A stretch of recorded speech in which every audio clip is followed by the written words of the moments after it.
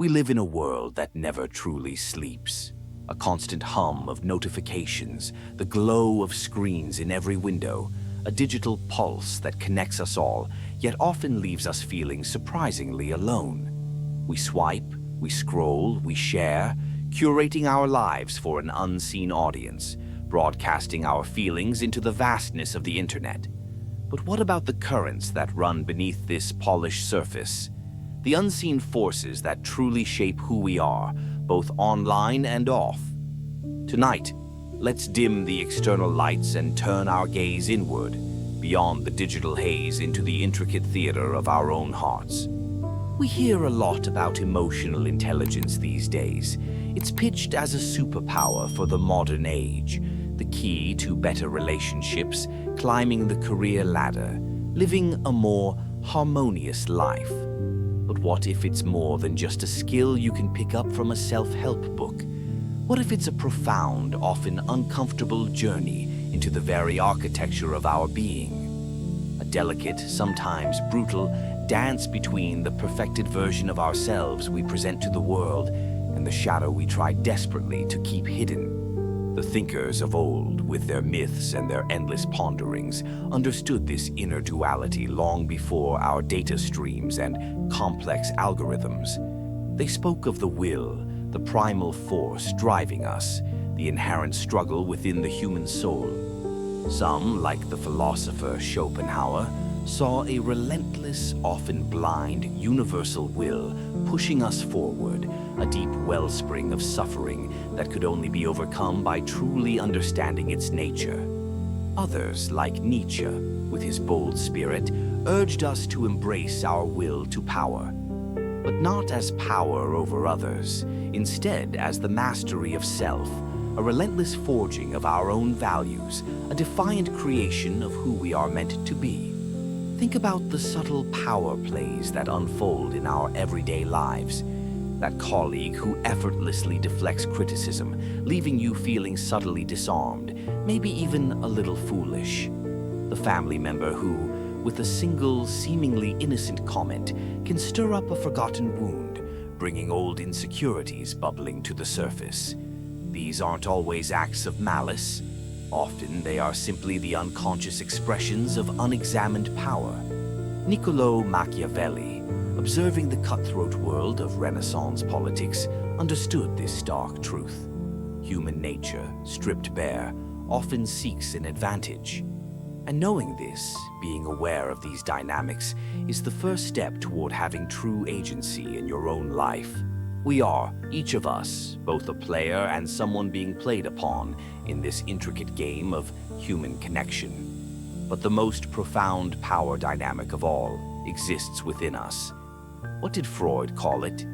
The id, that primal cauldron of our desires, always warring with the superego, the internalized voice of society's rules and expectations. And caught in the middle, our struggling ego, trying its best to navigate these treacherous currents. We spend so much energy trying to repress what we deem unacceptable.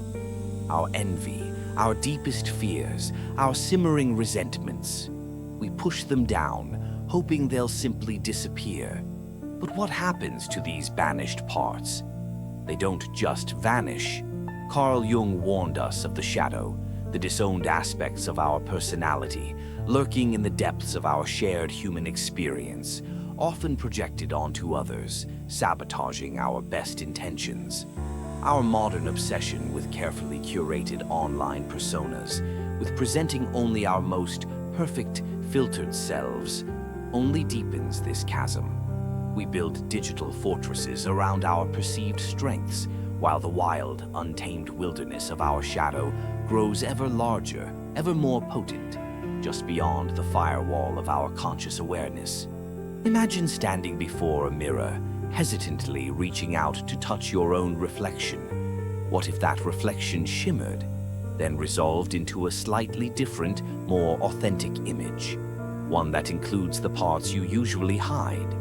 That's the challenge of confronting your shadow. Think about the persistent ache of an inferiority complex, a term coined by Alfred Adler. that nagging whisper that tells us we're not quite good enough, not smart enough, not loved enough.